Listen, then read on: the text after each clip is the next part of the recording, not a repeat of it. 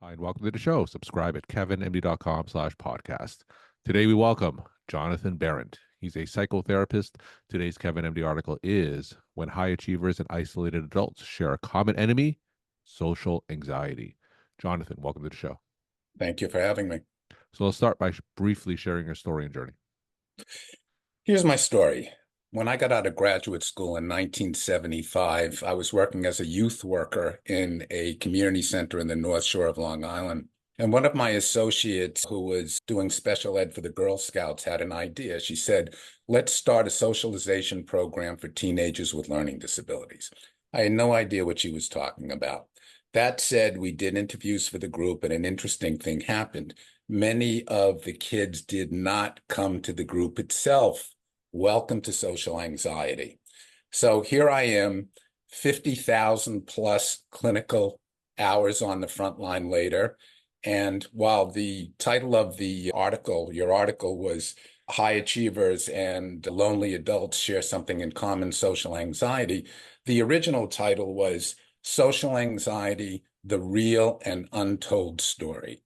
And that's what this is about. And at the risk of sounding a little ridiculous, I'm the only one who can tell the real story. For many reasons, the real story of social anxiety remains untold. While it is basically the biggest anxiety disorder in the world because it's based on performance, and let's face it, we live in an age of technology and high performance, it's the classic disease of resistance. Now, there are many examples of social anxiety.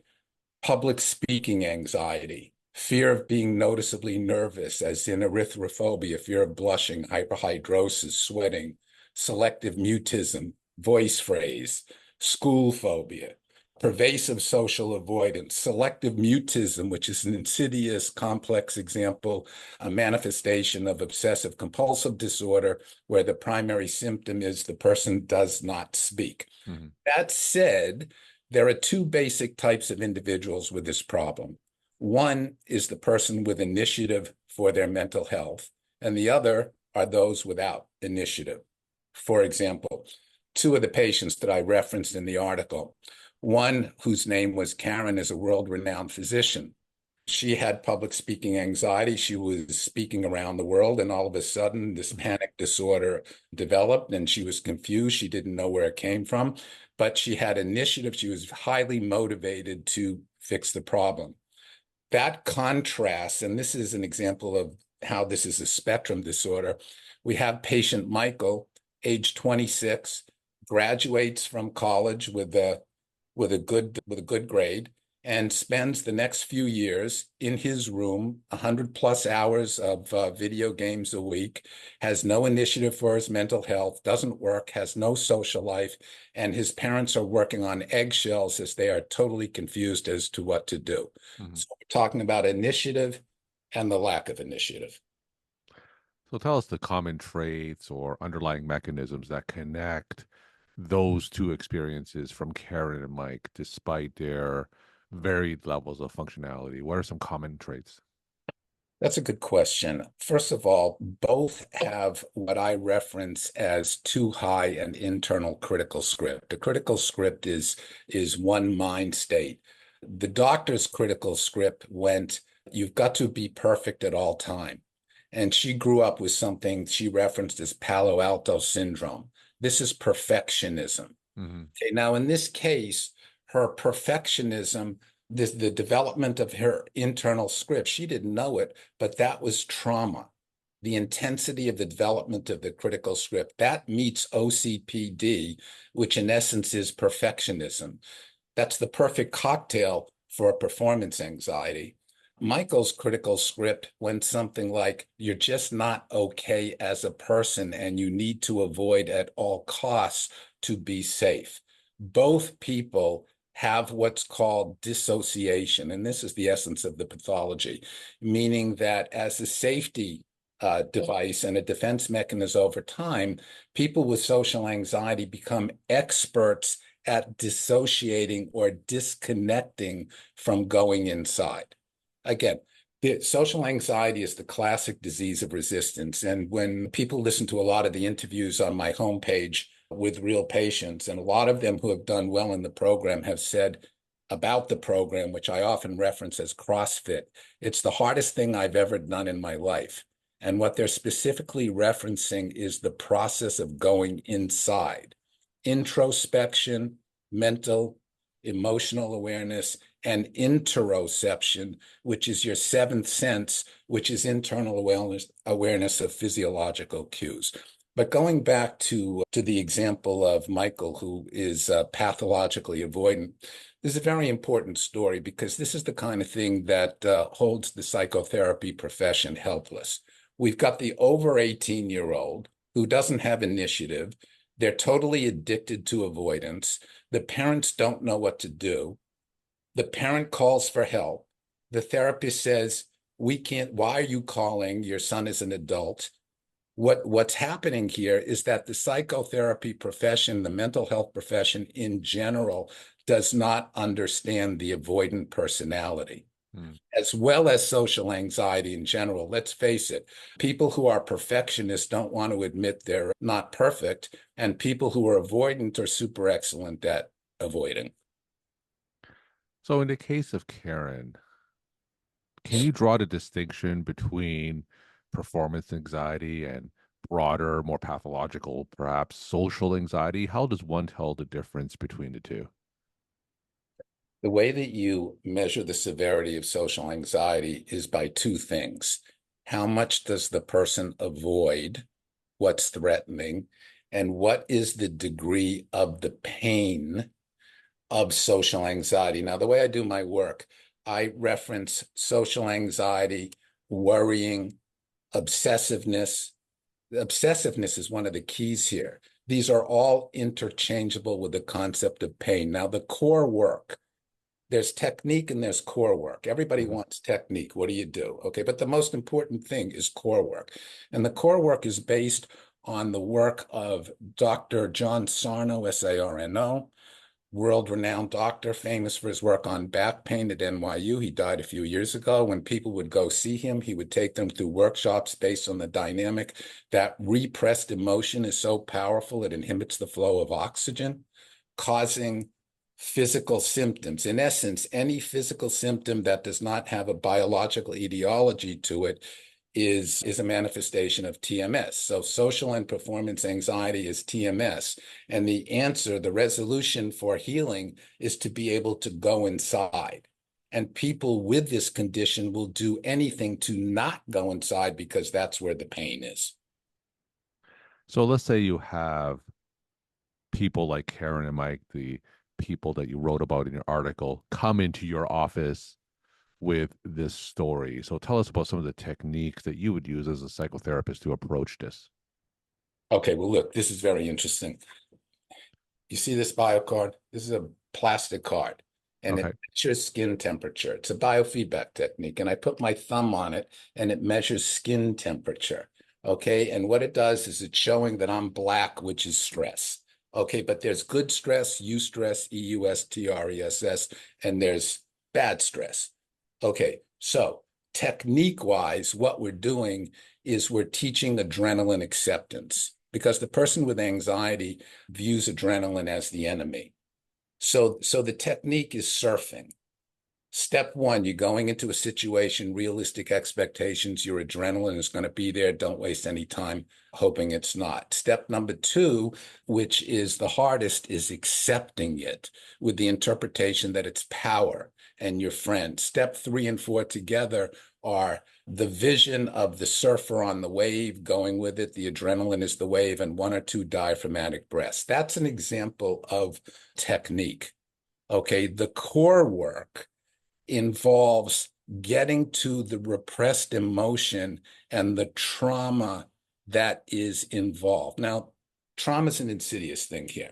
There's two types. So we have patient X who's a successful entrepreneur, but he's got wicked performance anxiety. We'll look into his past.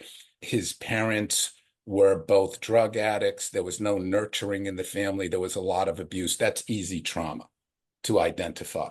Okay.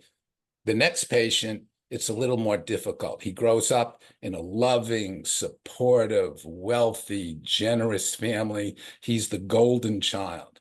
In this case, the trauma is the degree of the expectations of perfectionism and the development of the critical script.